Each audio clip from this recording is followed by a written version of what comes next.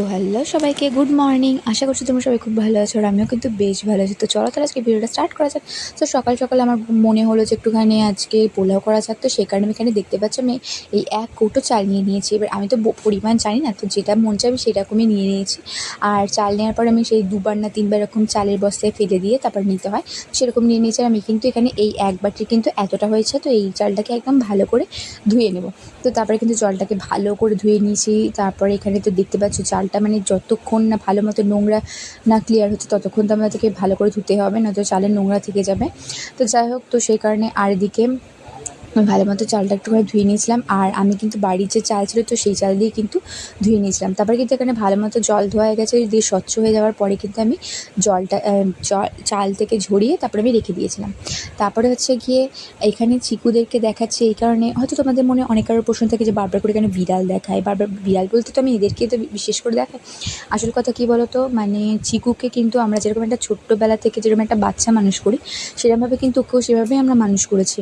ওর মা খুব কম সময়ের কাছে থাকতো, ওকে পুরো আমরা সবাই মিলে কোলে পিঠে করে মানুষ করেছি। আর ও তাই, ও না কারোর বাড়িতে যায় না, কিচ্ছু করে না, সত্যি কথা বলতে সবসময় আমাদের বাড়িতেই পড়ে থাকে। আমাদের বাড়িতে যেহেতু জানে, সেই কারণে। আর সবথেকে বড় কথা, ওর যতবার বাচ্চা দিয়েছে না ততবারই কিন্তু বাচ্চাগুলো মারা গেছে কোনো না কোনোভাবে। তো সেই কারণে এইগুলোকে রেখে দিচ্ছি, এই কারণে স্মৃতি হিসেবেও বলতে পারো। হ্যাঁ, খারাপ লাগে জানো তো, মানে কোনো না কোনোভাবে কী হয় জানি না। তবে অনেক প্রচুরবার ডাক্তার দেখিয়েছি, ওষুধ খাইয়েছি, অনেক কিছু করেছি, কিন্তু কোনোভাবে বাচ্চাগুলোকে না বাঁচাতে পারিনি। এই নিয়ে বোধহয় 6-7বার বাচ্চা দিয়েছে। আর ওই জন্য এদেরকে হওয়ার পর থেকে যতটা পারছি একটুখানি ওদের স্মৃতিটা ধরে রাখার চেষ্টা করছি। তো সেই কারণেই করা, আর এটাই হচ্ছে কারণ। তো তোমরা প্লিজ কিছু কেউ মনে করো না, তোমরাও একটুখানি ওদের ভিডিও দেখো, আশা করছি তোমাদের ভালো লাগবে। তো যাই হোক, তো যেহেতু এখানে দেখতে পাচ্ছ চিকু এবারে কিন্তু দুটোই বাচ্চা দিয়েছে। প্রত্যেকবার দুটো দেয়, কখনো একটা দেয়, কখনো 3টে, তো কখনো 4টে। তো এবারে দুটো দিয়েছে, ওই জন্য দুটোকেই নিয়েই করা। যাই হোক, তো তারপরে কিন্তু এখানে নিয়ে নিয়েছিলাম হচ্ছে একটু ক্যাপসিকাম আর হচ্ছে গিয়ে টমেটো। আর ক্যাপসিকামটা দেখো এখানে এমন ক্যাপসিকামটা দিয়েছে পেছন দিকটা পুরো ছেঁচে গেছে, কেন কি জানি বুঝতে পারছি না। যাক, মাল তোলার সময় এরকমই হয়তো হয়েছে। আর সবথেকে বড় কথা, তো ধর্মতলা থেকে একবার যখন বাড়ি আসার সময় 10 টাকার এত ক্যাপসিকাম নিয়েছিলাম, এইটাই এখন মনে পড়ে গেছে। আর এখন ক্যাপসিকামের যা দাম। তারপরে কিন্তু চালটা ভালো মতো জল ঝরানো হয়ে যাওয়ার পরে আমি কিন্তু এখানে দিয়ে দিয়েছিলাম হচ্ছে পরিমাণ মতো নুন।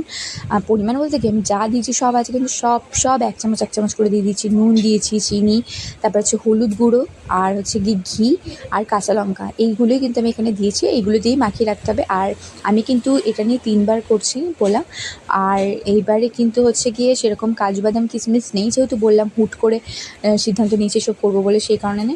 আর সেই জন্যই আমি যা রয়েছে বাড়িতে সেটা দিয়ে করে নিয়েছি। আর এই হচ্ছে ঘি, আর বলে রেখে ঘিটা কিন্তু 35 টাকা দাম নিয়েছে। আর এইটুকুও যে ঘি পাওয়া যায় সেটা তো আমি দোকানে না গেলে আমি জানতেই পারতাম না, সত্যি কথা। আমি তো দোকান ফোকান চাই না, করিও না, সব কিছু বাবা করে।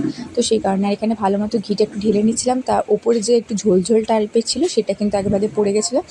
দিয়ে তারপর কিন্তু এখানে ভালো করে আমি এখানে মাখিয়ে নিচ্ছিলাম, একদম ভালো করে কষিয়ে মানে এমন মাখিয়ে নিতে হবে যাতে চালগুলো হলুদ হয়ে যাবে। আচ্ছা, আমি মনে হচ্ছে আজকে চালটা মানে হলুদটা একটু বেশি নিয়েছি, তাই না? কী জানি, আমার তো মনে হচ্ছে এখন নাকি এরকমই হয়, ভুলে গেছি। আর এখানে দেখো আমি এমনভাবে সাজিয়েছি লঙ্কাগুলোকে, পুরো মনে হচ্ছে না আরশোলা। আর এইরকম মাখানোর পরে হাতটার যা অবস্থা হয়, ভাই রে ভাই, যারা করে তারাই জানে। আর এদিকে দেখো আমি এখানে আলুর দম করবো বলে সব কিছু রেডি করেছি ঠিকই, তেল দিয়ে দিয়েছি, তারপরে দেখছি আমি আলুটাই কাটিনি। হায় রে ভগবান, কী বলবো। তারপরে কিন্তু এবার আলুটা কেটে নিয়ে ভালো মতো ফার্স্টে তেলটা গরম করে এবার যেরকমভাবে করে সমস্ত কিছু প্রসেস সেরকমই করব। আর আমার তো আবার সবাইতে পেঁয়াজ রসুন না ছাড়া তো হয় না, তো সেই কারণে সব কিছু দিয়ে আমি নিরামিষে কীভাবে করি, আমি তো নিরামিষ বলতে কোনোদিন রান্নাই করিনি, সত্যি কথা। তারপরে কিন্তু এখানে ভালো মতো কারিটা একটুখানি হয়ে যাচ্ছিলো, তারপরে এটাকে ভালো মতো নাড়িয়ে চাড়িয়ে নিয়ে এখানে আলুটা ক্যাপসিকামটা ডুমো পেঁয়াজ চেটেছিলো দিয়ে দিয়েছি। আমি যে কী রান্না করছি আমি আজকে সত্যিই জানি না, যেটা মন চাইছে সেটাই করছি। যাই হোক, তো তারপরে কিন্তু আলুর দমে যে কেউ ক্যাপসিকাম দেয় সেটা আমার মনে হয় না কেউ জানে, বা আমিও জানি। ঠিক আছে, যেটা মানে ভুং ভাং যা মনে হচ্ছে সেটাই করে নিয়েছি। আর এইখানে পোলাও করতে গিয়ে ঘটেছে একটা কাহানি, সেটা হচ্ছে গিয়ে তোমরা দেখতে পাবে। মানে যা আমি চাল নিয়েছি তার দ্বিগুণ জল নিতে হতো। অ্যাকচুয়ালি আমাদের পাড়ায় একটা ঝামেলাঝাটি অশান্তি চলছিল, বুঝলে? তো সেই ঝামেলা দেখতে গিয়ে পুরো একদম যাচ্ছেতে আমার অবস্থা হয়ে গেছে। তার মধ্যে আগে যে আমি পোলাওটা বসিয়েছি তারপরে কিন্তু গ্যাস শেষ হয়ে গেছে। আর তারপরে ঝামেলা দেখতে দেখতে আমি পোলাওয়ে জল কম দিয়ে ফেলেছি, ব্যাস। আর পোলাও কিন্তু সেরকম অতটা ভালো মতো নরম হয়নি। এবার আমি ভাবছি যে এই তো এরকম হয়ে গেছে, তার মানে কিন্তু হয়ে গেছে। আমি তখনও বুঝতে পারিনি যে ব্যাপারটা কী হলো। তারপরে ঝগড়া দেখতে দেখতে এসব করলে যা হয় আর কি।